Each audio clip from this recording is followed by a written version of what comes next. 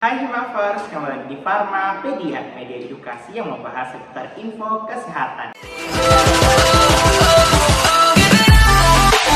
Pada podcast kali ini, saya sudah ditemani oleh salah satu perempuan yang sangat berjasa, salah satu perempuan hebat di bidang farmasi yang sudah menjadi apoteker muda. Kita sambut Nindya, apoteker Yusrini Akif, sarjana farmasi, yang merupakan salah satu asdos di farmasi Untar. Halo kakak, apa kabarnya? Dan apa yang akan kita berdua bahas pada hari ini atau pada podcast kali ini yaitu tentang ada apa sih dengan obat sirup di Indonesia, bahkan dunia sedang marak membicarakan tentang obat sirup ini. Nah, mengapa menjadi bahan pembicaraan? Karena pertanggal 5 Oktober tahun 2022 World Health Organization atau WHO sendiri itu menginformasikan mengenai sirup obat untuk anak yang terkontaminasi dietilen glikol dan etilen glikol. Nah, pengkontaminasi ini itu ditemukan di Gambia, Afrika, yang keempat produk yang dikontaminasi yang dicuriga mengandung etilen dan dietilen glikol ini itu diproduksi oleh Maiden Pharmaceutical di India. Nah, untuk Indonesia sendiri pada tanggal 19 Oktober tahun 2022, Kemenkes mengeluarkan kebijakan antisipatif KK untuk cegah gangguan ginjal pada anak dengan meminta tenaga kesehatan, salah satunya apoteker. Nah, ini kita akan bahas setelahnya. Dan fasilitas pelayanan kesehatan untuk sementara tidak meresepkan obat-obat dalam bentuk sirup. Dan untuk apoteker sendiri itu kakak dibatasi penjualan obat dalam bentuk sirup. Nah kakak, apa sih sebenarnya sirup itu? Baik, untuk sirup sendiri ya, seperti yang kita ketahui, dia adalah sediaan yang awalnya dari serbuk ataupun sesuatu yang kita harus buat dalam bentuk cairan dan dilarutkan dalam pelarutnya. Kenapa dibentuk dalam bentuk sediaan sirup? Biasanya untuk menghilangkan rasa baunya, menghilangkan rasa pahitnya, kemudian juga bisa ditambahkan pewarna agar lebih disukai sama anak-anak ya. Nah kakak, kan di WHO sendiri per tanggal 5 Oktober tahun 2022 itu menginformasikan mengenai obat sirup anak yang terkontaminasi dietilen glikol sama etilen glikol. Nah, apa sih etilen dan etilen glikol itu? Untuk etilen glikol dan dietilen glikol sendiri untuk kasus saat ini ya yang lagi marak terjadi di Indonesia dan kasusnya sudah lumayan tinggi dan masyarakat mungkin masih ada yang awam dengan dua nama ini. Jadi yang pertama dietilen glikol ataupun etilen glikol sendiri adalah pelarut organik yang dimana pelarut ini memang rasanya manis dan dia juga beberapa perusahaan masih menggunakan, tapi untuk khusus untuk industri farmasi biasanya itu disebut dengan cemaran atau hipochlorite. Kakak, setelah kita banyak membahas tentang dua zat etilen sama dietilen glikol ini, kan katanya dia dapat menyebabkan gagal ginjal akut. Sebenarnya apa sih yang menyebabkan dua zat ini dapat menyebabkan kita gagal ginjal akut saat mengonsumsi obat sirup yang mengandung dua zat ini? Baik. Jadi untuk hasil cemarannya ya etilen glikol maupun dietilen glikol itu sebenarnya yang ringkasnya di dalam tubuh kan ada namanya metabolisme ya. Metabolisme di hati itu khususnya untuk kita ambil contoh saja etilen glikol. Etilen glikol ini dia ketika terjadi di dalam hati ada namanya oksidasi enzim. Oksidasi enzim ini akan ditengarai oleh enzim alkohol dehidrogenase. Ya, jadi ketika etilen glikol bertemu dengan enzim yang tadi, dia akan membentuk dua jalur nih ringkasnya supaya lebih mudah dipahami ya. Yang pertama dia akan membentuk asetaldehida, yang dimana asetaldehida ini dia akan menghasilkan metabolit yang lagi, dia itu menjadi CO2 atau karbon dioksida dan air. Dan untuk jalur keduanya yaitu dia akan membentuk glikoaldehida. Dari glikoaldehida ini dia akan membentuk lagi senyawa baru namanya asam glikolat. Nah, asam glikolat ini dia akan dibentuk lagi menjadi asam oksalat. Nah, asam oksalat ini yang kita perlu garis bawahi itu salah satu yang pemicunya juga ya sampai ada namanya penyakit ini. Dan ketika asam oksalat ini sudah akan melalui ginjal, akan pergi ke ginjal atau itu fungsinya untuk diekskresikan ya atau dikeluarkan, dia dulu akan melalui organ ginjal tadi. Nah, di dalam ginjal itu pun ada namanya zat-zat yang masih mengendap di situ. Maksudnya ada hasil-hasil filtrasi dari makan-makan sebelumnya ataupun zat-zat lain. Ya, contohnya itu ada kalsium. Ya, ini yang kita takutkan bahwa ketika asam oksalat tadi bertemu dengan kalsium, dia akan membentuk namanya kalsium oksalat. Ya, ketika kalsium oksalat ini terbentuk, dia akan membentuk seperti jarum-jarum yang meruncing dan dia itu akan mengakibatkan batu ginjal di dalam, sehingga pada pasien yang aki atau acute kidney inflammation ini ditemukan pasiennya susah berkemih karena yang tadi itu ya terjadinya pembentukan kalsium oksalat, sehingga kalsium oksalat tadi dia lebih mengakibatkan keiritasi pada ginjalnya, sehingga juga bisa mengakibatkan kerusakan pada fungsi ginjal, dan sampai yang paling ditakutkan adalah gagal ginjal akut tadi itu. Seperti itu prosesnya. Nah, kakak, ini ada pertanyaan dari salah satu teman-teman Mavers. Dia bertanya, berdasarkan kebijakan Kemenkes, semua sirup diberhentikan sementara di Indonesia.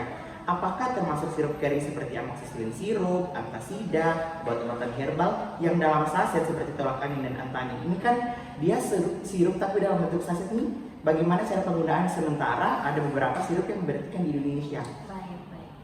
Nah, mengenai itu juga untuk saat ini ya, dari surat edaran Bepom kita memang dilarang untuk menjual sirup. Iya.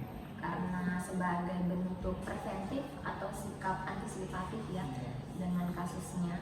Dan selain itu juga misalnya nih pasiennya memang dikasihkan amoxicillin, dan yang seperti kita ketahui kalau amoxicillin sendiri itu dia ada dalam bentuk serbuk kering. Iya. Jadi dia harus direkonstitusi dulu. Jadi misalnya Anda diresepkan obat amoxicillin sirup, jadi dia harus tambahkan air mineral dulu. Dan selanjutnya misalnya kalau mau dipakai untuk selama beberapa hari begitu juga harus dikonsultasikan dulu dengan dokternya. Dan kemudian untuk yang kedua, yang antasida, memang antasida di Indonesia itu kebanyakan dalam bentuk suspensi. Iya.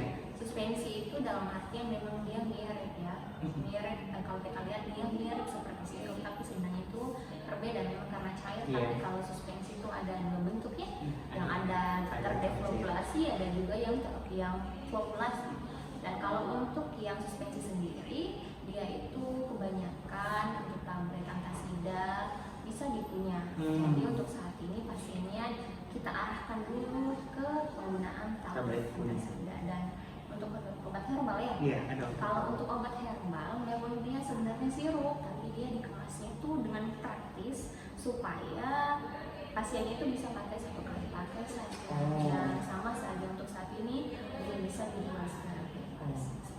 Masih dibatasi terlebih. Iya, betul. Nah, kakak, pertanyaan ataupun masalah tunggu sekarang ini kan ada beberapa orang yang mungkin kesulitan untuk dapat meminum obat secara di luar, secara yang larutan ataupun suspensi, emulsi dan sebagainya. Menurut kakak sebagai seorang apoteker, ada tidak sih solusi pengganti dari kebijakan pemberhentian sirup sementara ini untuk pasien-pasien yang tadi itu yang kesulitan saat minum obat?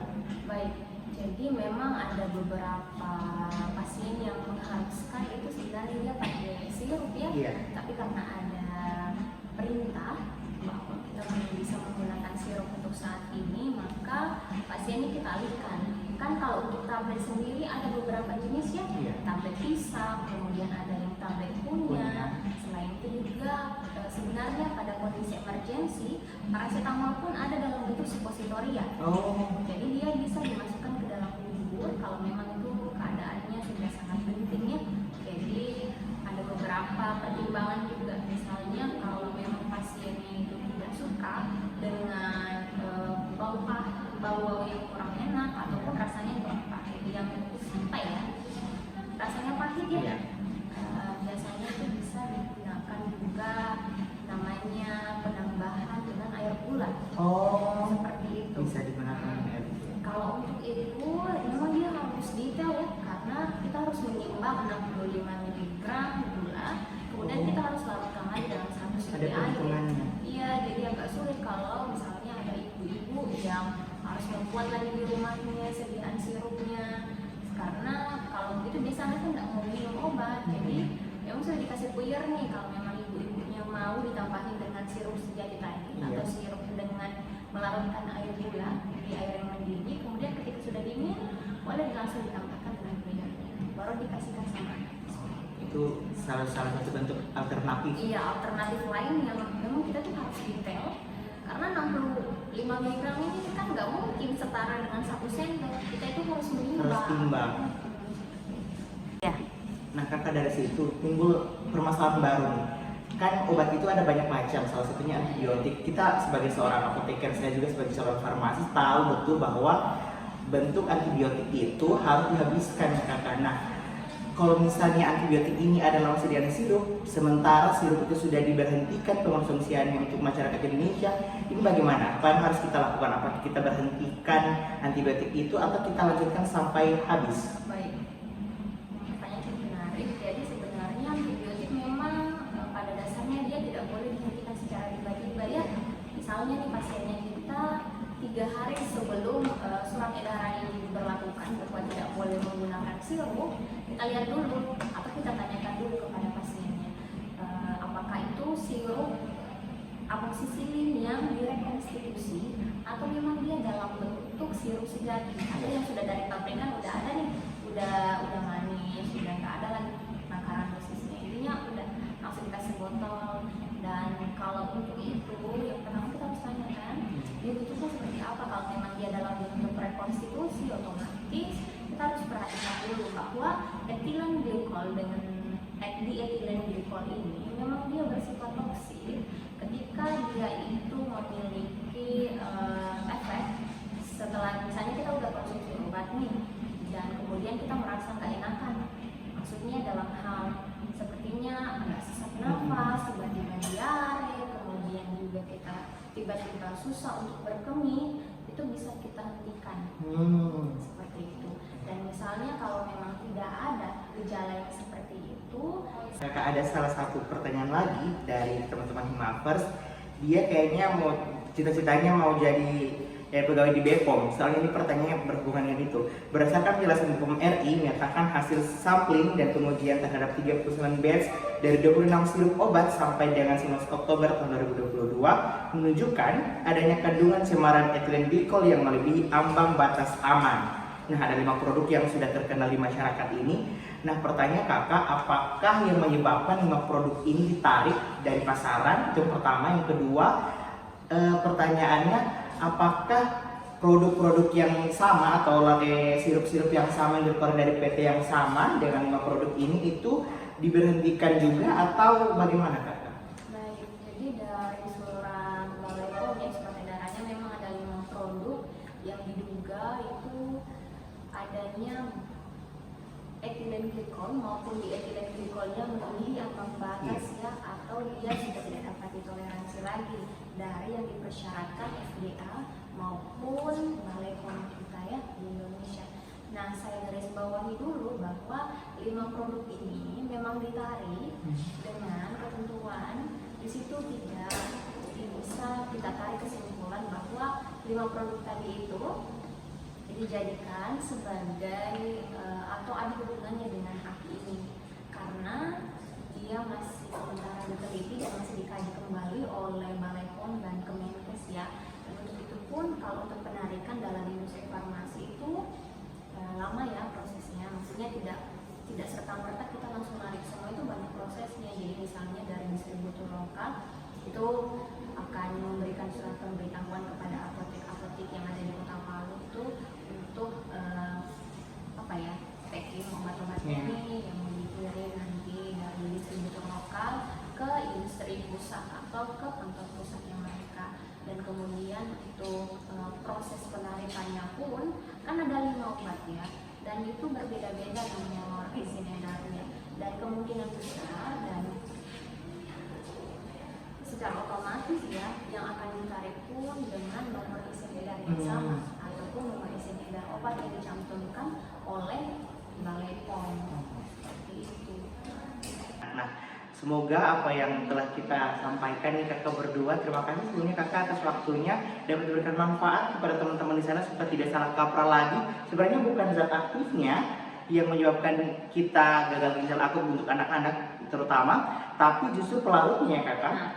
pelarutnya ini. Mungkin ini bisa teman-teman catat dan teman-teman bisa beritahu teman-teman yang lain kalau tidak menonton ini. Kalau misalnya mau nonton ini silahkan disebar ke teman-teman yang lain. Dan juga terima kasih untuk kakak atas waktunya. Kakak sangat luar biasa ini menjelaskan. Terima kasih juga teman-teman belakang layar. Dan sampai jumpa di video selanjutnya. Assalamualaikum warahmatullahi wabarakatuh.